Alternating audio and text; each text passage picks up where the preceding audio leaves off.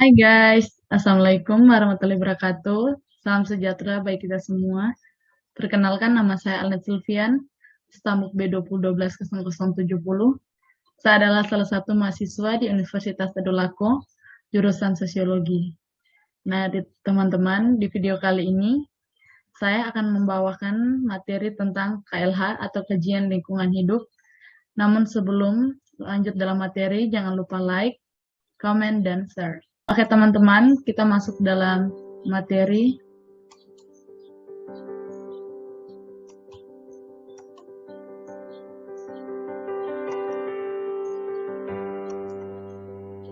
Kajian lingkungan hidup. Pengertian lingkungan hidup.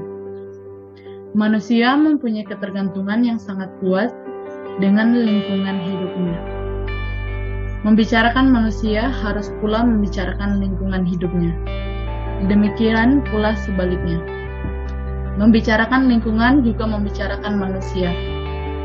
Manusia tanpa lingkungannya adalah atraksi belaka.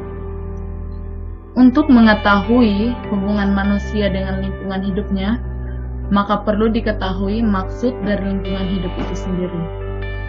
Lingkungan hidup terdiri dari dua kata, yakni lingkungan dan hidup.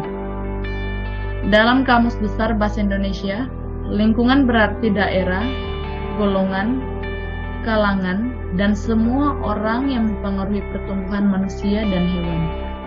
Sedangkan hidup berarti masih terus ada, bergerak dan bekerja sebagaimana mestinya. Jika kedua kata tersebut digabungkan, maka lingkungan hidup berarti daerah atau tempat di mana makhluk hidup untuk bertahan dan bergerak sebagaimana mestinya. Secara umum, lingkungan hidup diartikan sebagai kesatuan ruang dengan semua benda, daya, keadaan, dan makhluk hidup termasuk di dalamnya manusia, dan perilakunya yang mempengaruhi kelangsungan kehidupan dan kesejahteraan manusia, serta makhluk hidup lainnya. Paparan tadi maka dapat disimpulkan bahwa lingkungan hidup itu ialah suatu rangkaian atau suatu sistem yang saling mempengaruhi satu sama lain terhadap kehidupan dan kesejahteraan, baik terhadap manusia, hewan, tumbuh-tumbuhan, maupun terhadap benda mati lainnya. Lingkungan hidup yang terdiri dari biotik dan abiotik yang berada dalam suatu ruang tempat manusia berada, mempengaruhi manusia dan jasad hidup lain.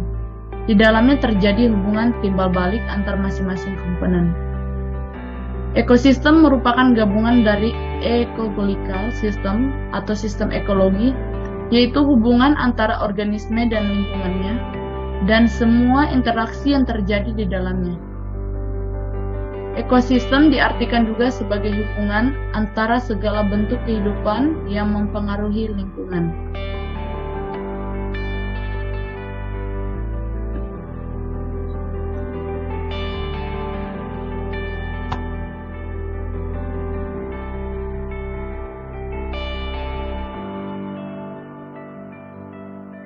Menurut Undang-Undang Nomor 4 Tahun 1982, Bab 1 Pasal 1, ekosistem diartikan sebagai tatanan kesatuan secara utuh menyeluruh antara segenap unsur lingkungan hidup yang saling mempengaruhi.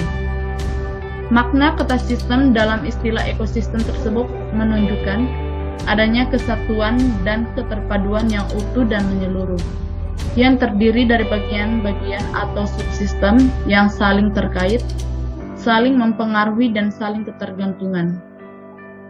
Pada subsistem-subsistem yang serba terhubung satu sama lain dan saling mempengaruhi, manusia merupakan salah satu subsistem dalam ekosistem yang dianggap mempunyai kelebihan dibandingkan dengan subsistem lainnya dan merupakan bagian integral dari ekosistem tempat hidupnya.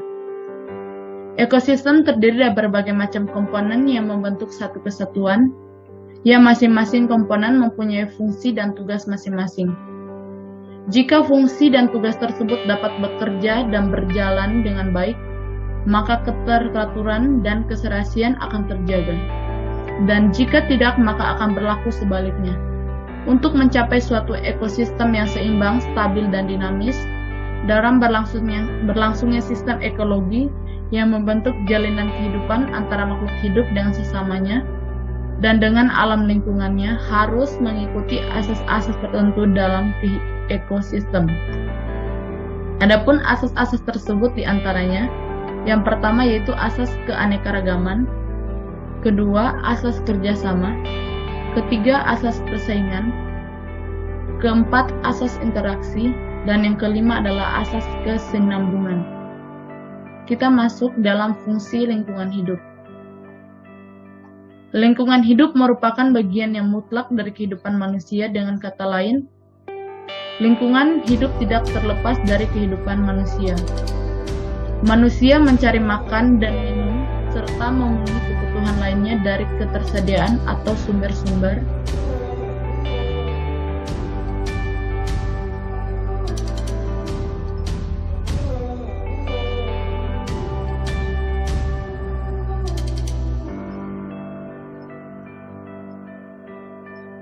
yang diberikan oleh lingkungan hidup dan kekayaan alam sebagai sumber pertama dan terpenting bagi pemenuhan berbagai kebutuhannya. Manusia makan daging hewan yang juga merupakan bagian dari lingkungan hidupnya. Manusia memanfaatkan bagian-bagian lingkungan hidup seperti hewan-hewan, tumbuh-tumbuhan, air, udara, sinar matahari, garam, kayu, barang-barang tambang, dan lain sebagainya untuk keperluan hidupnya. Tetapi tidak hanya manusia yang hidup seperti itu. Makhluk hidup yang lain seperti hewan dan binatang-binatang mikroba serta tumbuh-tumbuhan juga bisa hidup karena lingkungan hidupnya. Atas dasar lingkungan hidupnya pula lah manusia dapat berkreasi dan mengembangkan bakat atau seni. Kita masuk dalam materi yang ketiga, yaitu pencemaran dan perusakan lingkungan hidup. Pengertian pencemaran dan perusakan hidup. Bahaya yang senantiasa mengancam kelestarian lingkungan dari waktu ialah pencemaran dan perusakan lingkungan hidup. Ekosistem dari suatu lingkungan dapat terganggu kelestariannya oleh karena pencemaran dan perusakan lingkungannya. Orang sering mencampur adukan antara pengertian pencemaran dan perusakan lingkungan, padahal antara keduanya terdapat perbedaan. Undang-Undang Republik Indonesia membedakan keduanya.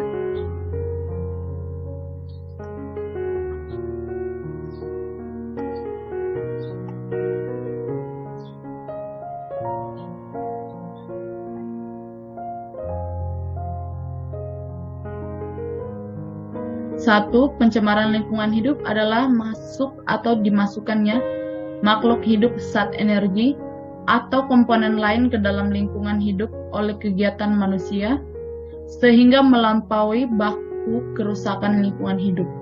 Pasal 1 ayat 14. Yang kedua, perusakan lingkungan hidup adalah tindakan orang yang menimbulkan perubahan langsung atau tidak langsung terhadap sifat fisik, kimia atau hayati lingkungan hidup sehingga melampaui kriteria baku kerusakan lingkungan hidup. Pasal 1 ayat 16. Pencemaran erat kaitannya dengan kegiatan manusia, antara lain berupa kegiatan-kegiatan industri dalam bentuk limbah, zat-zat buangan berbahaya seperti logam-logam berat, zat radioaktif, air buangan panas, juga dalam bentuk kepulan asap. Kegiatan pertambangan berupa terjadinya kerusakan instalasi, kebocoran, pencemaran buangan penambangan, pencemaran udara, dan rusaknya lahan-lahan bahan pertambangan. Ketiga, kegiatan transportal berupa kepulan asap, naiknya suhu udara kota, kebisingan dari kendaraan bermotor, tumpahan-tumpahan bahan bakar, terutama minyak bumi dari kapal-kapal tanker dan lain-lain. Yang terakhir, kegiatan pertanian, terutama akibat dari residu pemakaian zat-zat kimia yang memberantas binatang-binatang pengganggu seperti insektisida, pestisida, herbisida, dan fungisida. Demikian pula pemakaian pupuk dan anorganis dan lain-lain. Nah, teman-teman, sampai sini dulu materi kita kali ini. Semoga materi ini bermanfaat untuk menambah ilmu teman-teman. Jangan lupa like, komen, dan share. Terima kasih.